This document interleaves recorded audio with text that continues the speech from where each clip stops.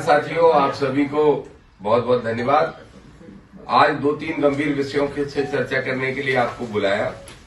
एक तो आपको मालूम है कि यूजीसी एक्ट में जो संशोधन हुआ है उसको लेके आज देश में बवाल मचा हुआ है। आजाद समाज पार्टी भीम आर्मी ने, आदरणीय भाई चंद्रशेखर आजाद जी ने और हम सब साथियों ने ये तय किया है, हमारे भीम आर्मी के प्रदेश अध्यक्ष सुनील बैरसिया जी ने तुरंत ये घोषणा की है कि आगामी 12 तारीख को भोपाल में हम एक बड़ा आंदोलन करने जा रहे हैं। यूजीसी एक्ट में जो परिवर्तन आए हैं हम उसके पक्ष में हैं।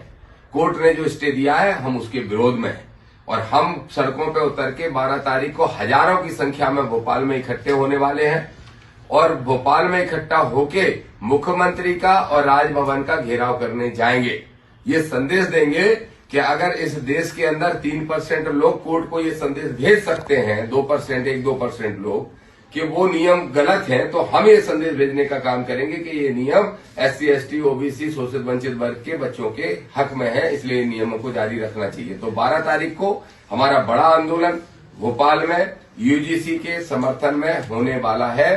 भीम आर्मी के प्रदेश अध्यक्ष सैयद, पार्टी के प्रदेश अध्यक्ष सत्येंद्र विद्रोही जी और भीम आर्मी के प्रदेश अध्यक्ष सुनील बैरसिया जी और पूरी टीम इस तैयारी में लगी है और हजारों की संख्या में इकट्ठे होंगे और जाएंगे मुख्यमंत्री और राजभवन का घेराव करने के लिए। एक विषय यह है। दूसरा, मैं स्पष्ट तौर पर कहना चाहता हूं, आपने दिग्विजय सिंह के बेटे जयवर्धन का बयान सुना होगा, किसी ने वीडियो रिकॉर्ड कर लिया, वो भी यूजीसी के बिल का विरोध कर रहे हैं।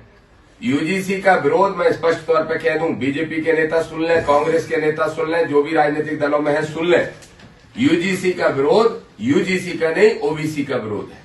क्योंकि अभी जो यूजीसी के नियमों में परिवर्तन किया गया उसमें SC, ST को तो पहले से कानून में सुविधाएं थी या उनकी सुरक्षा की व्यवस्था थी, लेकिन ओबीसी के लिए नहीं थी। सिर्फ ओबीसी को शामिल करने से अगर पेट में दर्द हो रहा है तो ऐसे नेताओं को सबक सिखाने का काम हम करेंगे। हम जा रहे हैं जयवर्धन के यहाँ सभा करने 17 तारीख को और वहां पे SC, ST और ओबीसी के लोगों को बताएंगे कि तुम्हारे वोट से जीत के जाते हैं और इन लोगों को सबक सिखाने की जरूरत है, पूरे प्रदेश के नेताओं को। एक संकल्प यात्रा के माध्यम से नागपुर से लेकर ग्वालियर तक, बाबा साहब की दीक्षा भूमि है नागपुर में। नागपुर हम गए थे 27 तारीख को, बड़ा अच्छा कार्यक्रम वहां साथियों ने करवाया, महाराष्ट्र के लोगों ने, और रास्ते भर सभाएं करते करते फिर हम भोपाल पहुंचे और मुख्यमंत्री का घेराव करने जा रहे थे।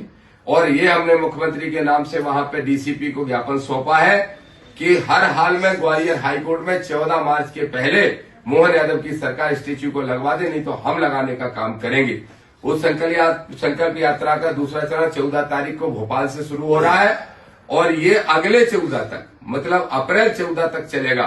लेकिन जो इसमें विशेष बात है, जो इसका आखिरी और निर्णायक चरण होगा वो दतिया से पैदल मार्च के रूप में होगा। दतिया से हम 1 लाख लोगों का हमने लक्ष्य रखा है, अब देखते हैं कितनी संख्या होती है। हम दतिया से पैदल चल के जाएंगे ग्वालियर तक। आपको याद होगा कुछ दिन पहले एक 28 साल का नौजवान लड़का निकला था इस देश के संविधान को तोड़ने, हिंदू हिंदू भाई भाई का नारा देते हुए, धीरेन्द्र शास्त्री जिसका नाम है। हम अब निकल रहे हैं, उसने जो कचरा फैलाया है सांप्रदायिकता का, भेदभाव का, उसको हम साफ करते हुए इस देश को, इस प्रदेश को संविधानवादी भूमि बनाना चाहते हैं। इसलिए उसी तरह की यात्रा हम निकालेंगे, लेकिन संविधान की रक्षा के लिए 15 मार्च को ग्वालियर पहुंचेंगे और डटकर मुकाबला करेंगे गैर संवैधानिक लोगों का और बाबा साहब की स्टेच्यू लगाने का काम करेंगे। आप सबके लिए बड़ी खबर यही है कि 11 तारीख से 11 मार्च से दतिया से लेके और ग्वालियर तक हम पैदल यात्रा करने वाले हैं।